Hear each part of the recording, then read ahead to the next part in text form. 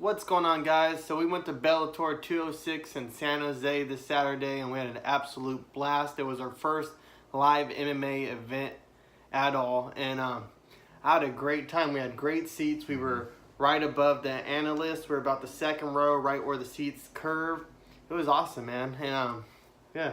It's cool because not only did we get to see the analysts when they were talking, Chael Sonnen and Josh Thompson, we got to see all the fighters walk in, and we were at like the perfect angle where we could see them, from behind. Before they even came out. And they were like getting fired up and stuff, and then they'd walk out, and then they did the walk, and it was awesome. It was at the SAP Center in San Jose. We're from Lodi, California. We're roughly about an hour and a half. I'm from Stockton. Brett's from Lodi. Yeah. So we're roughly an hour and a half from the stadium, or the center, the SAP Center, and it was awesome. The atmosphere was awesome. For all you hockey fans out there, it's where the San Jose Sharks play. Go Sharks. So, it was just cool because for it being not only our first pro MMA event, I've been to some low-level amateur ones, where it's like a ballroom and the seats are on the ground. I mean, having the pyrotechnics and the lights and the crowd was what I was. I mean, the place was full. It was weird though, just being in the crowd. You know what I mean? It was, I don't know. It's weird because they have the big screen up top, and you have the fighters in person. And I kept catching myself looking at the big screen because it's so much more clear. They really have an in look. You can see right what they're doing. It's just like watching on TV. It is. Pretty much. It is. So if if you're there, technically, you can get better seats from home, but you don't get that atmosphere. Yeah. What I liked, I found myself in a little routine of when the action was good and I had a clear view towards it, I would watch the action. But when they went behind like a little post or something, or it was just kind of hard to see what was going on, I would like focus on the screen. So it was cool though, man. I loved it. And I dropped a quick video yesterday of some of my Snapchat footage and some videos we took. Nothing crazy, just being there, and I tried to document as much as I can. But when you're there, it's like it's harder because you're excited. You're not gonna go experience it through a phone the whole time. Exactly. So check out that video; it was cool. But moving on to the actual fights, there was a lot of really good fights. The undercard was very good. Steven's got a fellow fighter that tore it up. Pico, what's his first name? Aaron Pico. Pico, he lit it up, and I'll let Steven talk. He knows more about him than I do. Yeah, Aaron Pico's been a young stud, young and up-and-comer. I know Bellator has been excited about this kid forever now, and his first fight in Bellator, his first pro debut, he actually got knocked out, and then his 3 fights after that, he knocked everyone else out in the first round, and then this guy he just fought on Saturday, fought for the belt. He had a much better record. I mean, more fights, 24 and something. Yeah. Which going into that fight, or with that fight ending, did you not think that stoppage was like way too late? Way too late. Yeah. This whole time we were yelling like, "Stop the fight!" The dude was like out on his feet. Yeah. Yeah. Everyone in our little circle of seats was like, "Stop the fight! Stop the fight!" So if you go watch that fight, whenever he lands a big shot, I think, I can't remember exactly, but anyway, he's pounding on the guy, and the dude's just going limp multiple times, and it's like, what the hell? In fact, Pico was almost holding him up, and then when the ref did break it up, the guy was on his feet, and he fell to his ground. Fell to the ground, so... Which I thought was a late stoppage. I mean, I get it. They're trying to give these fighters an opportunity to defend themselves. And, in a referee, the biggest mistake you don't want to make is cutting it too early, because people always get so pissed off that you stop it too early. But that one, in my opinion, from watching fights, was clearly too late. I agree. But, fast-forwarding throughout that fight... It wasn't even Herb Dean either. There was no, it wasn't.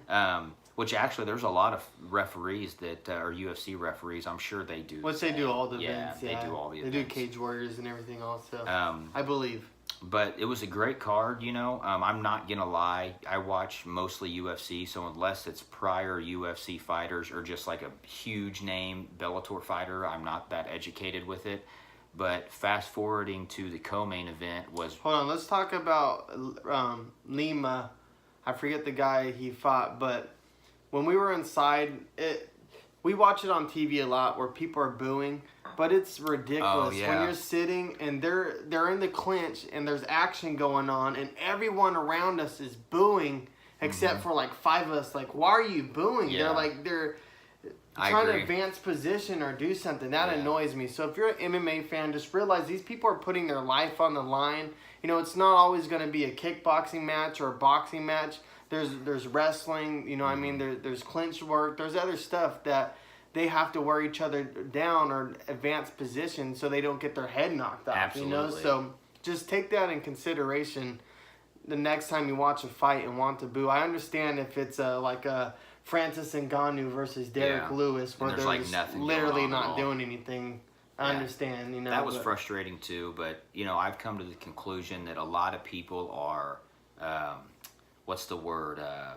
They just watch it on the fly. Yeah, they're casual fans. They don't know what they're looking at. They don't train.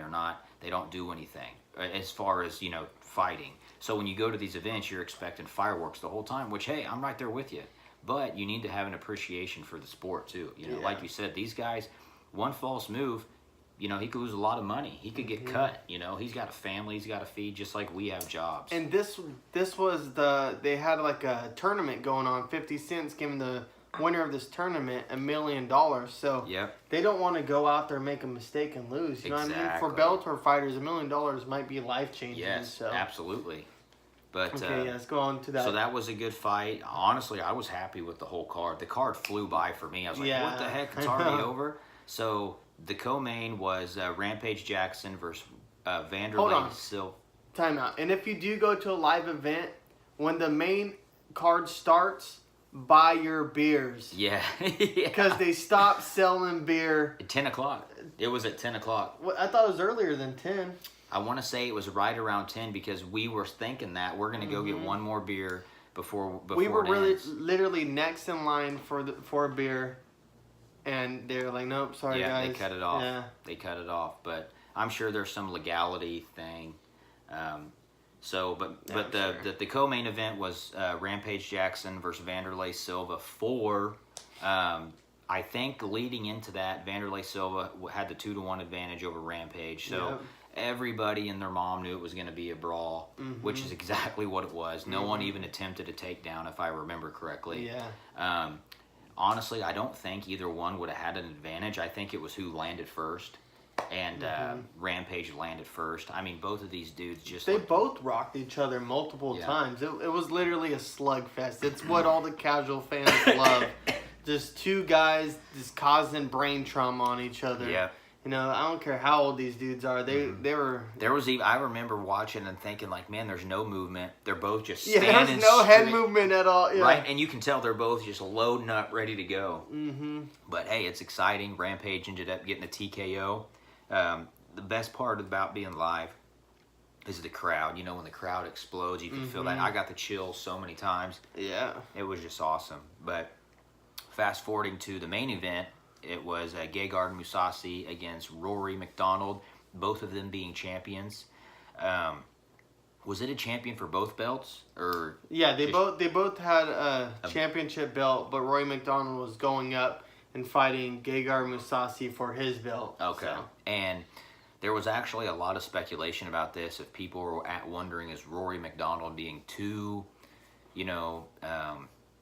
trying to move up too fast? Is he trying to do too much in Bellator to kind of like cement his legacy? Which I think Rory McDonald's a stud, but so is Gegard Mousasi. Yeah. Gegard Mousasi is very underestimated. Absolutely. I feel like I don't even know why the UFC didn't pay the man, because he was on a huge win streak. He was beating top-notch competition. I agree. You know what I mean? And they would not give him a title shot. So, which, in that fight, too, Steven and I were watching, and we were talking as it's going on. Gegard was just keeping him at bay with his jab. He was bloodying up Rory. I mean, you would see Rory's head snap back, jab, jab, I don't know why Roy does not know how to slip a jab. Like... Robbie Lawler versus him, he just got eaten alive by the jabs. Stephen Thompson versus him, he got eaten alive by the jabs. He no wonder he always breaks his freaking nose. He don't know how to get off the center line when that jab comes. And I agree. It's weird because he's such a good fighter, but he's almost like old school where he wants to take those punches and return them. So. And I thought there was a clear size advantage, for Gegard. I mean, I thought that because obviously he is bigger, and then. As Rory was getting jabbed up on the feet, he did like a a weird front somersault to get like a He's done knee it before bar, or... against Stephen Thompson. It's something that Tony Ferguson does a lot. Like, the roll, you roll and try to get their leg. Yeah. And get like so a knee bar. I think he was tired of getting jabbed up. I agree. And he was like, I got to make something happen. So he did it. Gegard ended up seeing it, got him out, and then he just pounded him out and won via TKO. To be honest, it wasn't even close. It wasn't. Yeah. And Rory McDonald, if you look on his Instagram and Twitter, I think, he even said my mind wasn't in the right spot. Yeah, I wasn't ready. I wasn't, or not that he wasn't ready, that mentally he wasn't ready for this fight. I personally think he was just going to walk up and beat him and be the 2 division champ and, dance off in Bellator history as the greatest. Mm-hmm. Which it was very possible, but you can't fight Gegard Mousasi without a game plan. You can't go in and just think, oh, I'm just going to tough it out and win, because he's way too talented. I agree.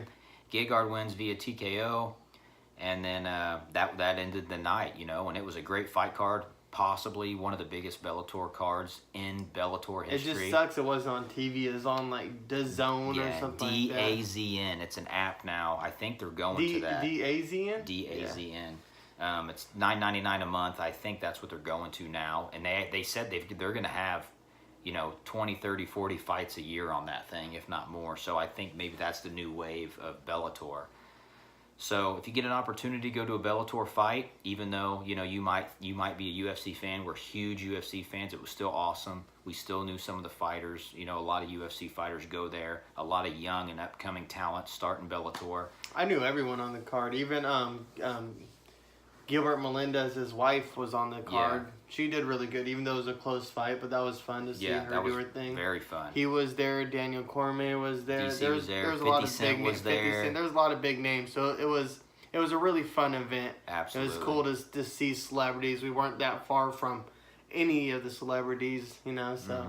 So if you get an opportunity, go do it. It's fun. It's worth it. Tickets weren't that expensive, not at all in comparison to the time that we had. I thought it was well worth the money.